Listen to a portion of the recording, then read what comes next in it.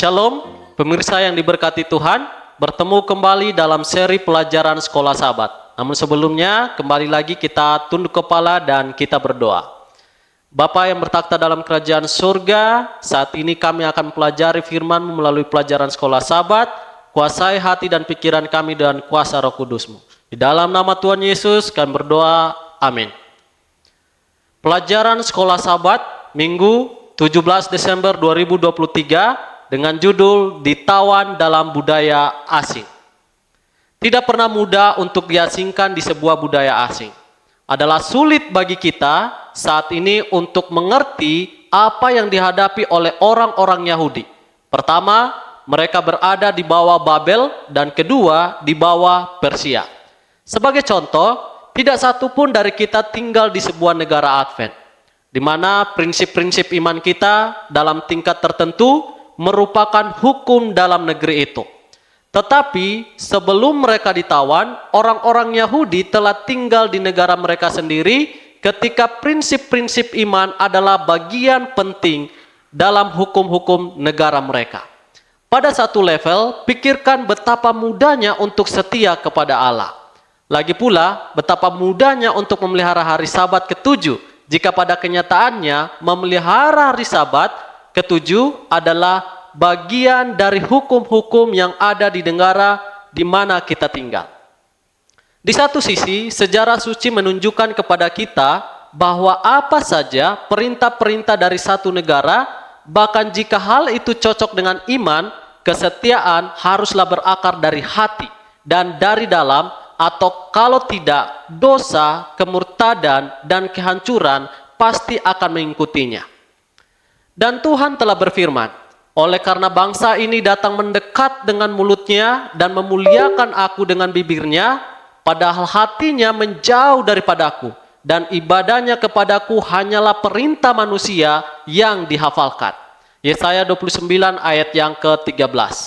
Sebaliknya, bagi mereka yang bertekad untuk setia, bahkan dalam lingkungan yang paling tidak menyenangkan, tidak bisa menghalangi mereka untuk tetap taat.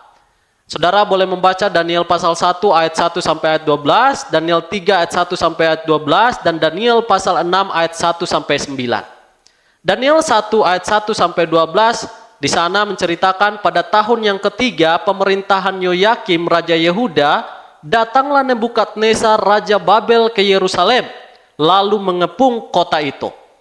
Tuhan menyerahkan Yoyakim, Raja Yehuda, dan sebagian dari perkakas-perkakas di rumah Allah ke dalam tangannya.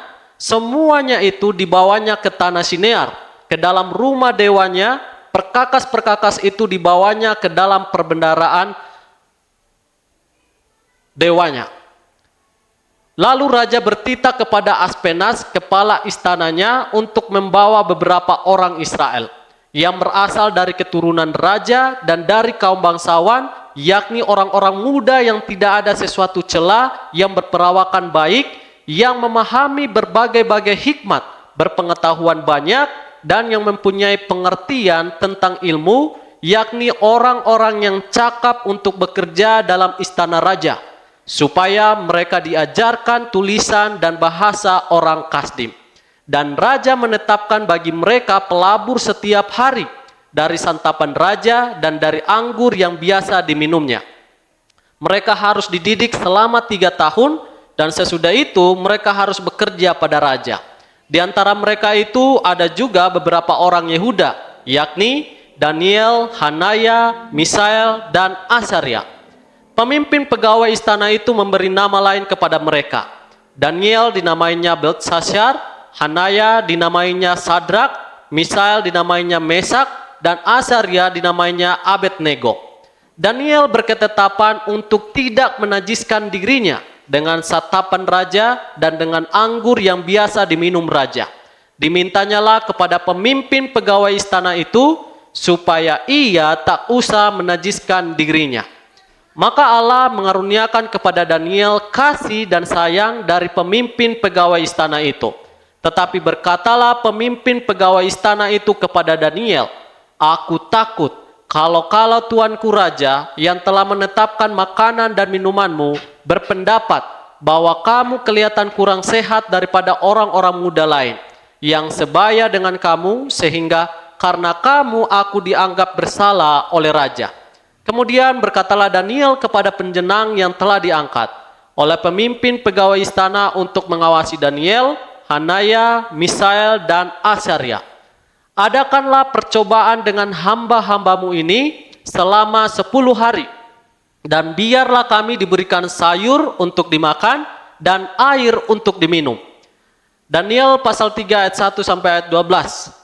Raja Nebukadnezar membuat sebuah patung emas yang tingginya 60 hasta dan lebarnya 6 hasta yang didirikannya di dataran Dura di wilayah Babel. Lalu Raja Nebukadnezar menyuruh orang mengumpulkan para wakil raja, para penguasa, para bupati, para penasihat negara, para bendahara, para hakim, para ahli hukum, dan semua kepala daerah untuk menghadiri pentabisan patung yang telah didirikannya itu.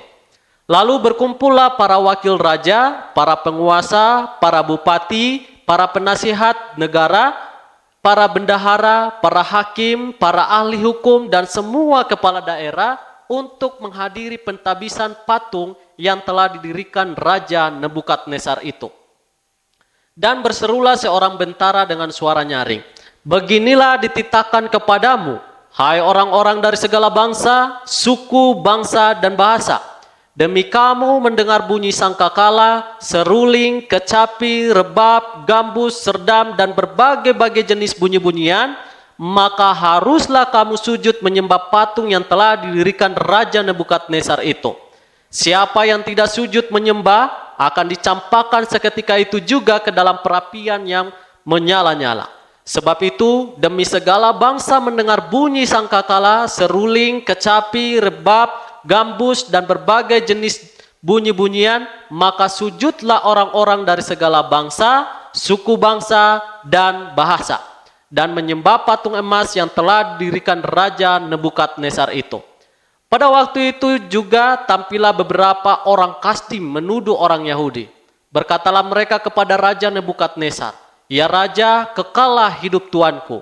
Tuanku Raja telah mengeluarkan titah bahwa setiap orang yang mendengar bunyi sangkakala, seruling, kecapi, rebab, gambus, serdam, dan berbagai-bagai jenis bunyi-bunyian harus sujud menyembah patung emas itu. Dan bahwa siapa yang tidak sujud menyembah akan dicampakkan ke dalam perapian yang menyala-nyala." Ada beberapa orang Yahudi yang kepada mereka telah Tuanku berikan pemerintahan atas wilayah Babel, yakni Sadrak, Mesak, dan Abednego. Orang-orang ini tidak mengindahkan titah Tuanku, ya Raja. Mereka tidak memuja dewa Tuanku dan tidak menyembah patung emas yang telah Tuanku dirikan. Dalam Daniel 6 ayat 1-9, Darius orang Media menerima pemerintahan ketika ia berumur 62 tahun. Lalu berkenanlah Darius mengangkat 120 wakil-wakil raja atas kerajaannya. Mereka akan ditempatkan di seluruh kerajaan. Membawahi mereka diangkat pula 3 pejabat tinggi, dan Daniel adalah salah satu dari ketiga orang itu. Kepada merekalah para wakil-wakil raja harus memberi pertanggungan jawab supaya raja jangan dirugikan. Maka Daniel ini melebihi para pejabat tinggi dan para wakil raja itu, karena ia mempunyai roh yang luar biasa. Dan raja bermaksud untuk menempatkannya atas seluruh kerajaannya. Kemudian para pejabat tinggi dan wakil raja itu mencari alasan dakwaan terhadap Daniel dalam hal pemerintahan. Tetapi mereka tidak mendapat alasan apapun atau sesuatu kesalahan, sebab ia setia dan tidak ada didapati sesuatu kelalaian atau sesuatu kesalahan padanya. Maka berkatalah orang-orang itu, "Kita tidak akan mendapat suatu alasan dakwaan terhadap Daniel ini, kecuali dalam hal ibadah kepada Allahnya." Kemudian bergegas-gegaslah para pejabat tinggi dan wakil raja itu menghadap raja serta berkata kepadanya, "Ya Raja Darius, kekallah hidupmu.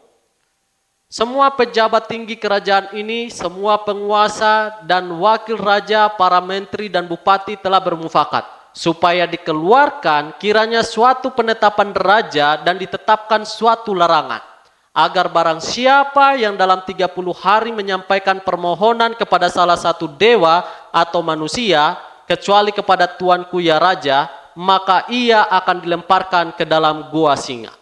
Oleh sebab itu, ya raja, keluarkanlah larangan itu dan buatlah suatu surat perintah yang tidak dapat diubah, menurut undang-undang orang Media dan Persia yang tidak dapat dicabut kembali. Betapapun uniknya setiap situasi, apakah yang dinyatakan oleh kisah-kisah ini sehubungan dengan tantangan yang dihadapi umat Allah ketika mereka hidup di sebuah asing, tidak peduli siapa kita atau di mana kita tinggal, sampai taraf tertentu kita tenggelam dalam lingkungan yang baik oleh hukum itu sendiri ataupun oleh budaya atau keduanya, dan semua itu sangat bisa untuk menantang iman dan kesaksian kita. Kisah-kisah dalam kitab Daniel, walaupun selalu berakhir dengan bahagia, menyatakan bahwa bahkan dalam keadaan yang sulit, orang-orang bisa tetap setia kepada Allah. Bahkan jika tidak ada dari kisah-kisah ini yang berakhir bahagia, tidak ada keraguan bahwa orang-orang ini akan tetap hal yang benar. Apa sajakah tantangan-tantangan terhadap iman Anda yang Anda hadapi di dalam kebudayaan Anda sendiri? Bagaimanakah Anda menanggapinya?